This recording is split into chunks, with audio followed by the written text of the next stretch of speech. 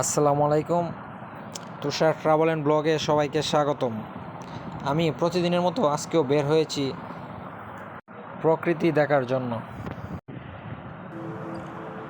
চতুর্দিকে পাহাড় আর পাহাড়ি নিচ দিয়ে বয়ে চটেছে রাস্তা, একেবারে নীরব, নেই মানুষের চঞ্চল আওয়াজ। শব্দ আছে কিছু শিয়াল ও শালিকের।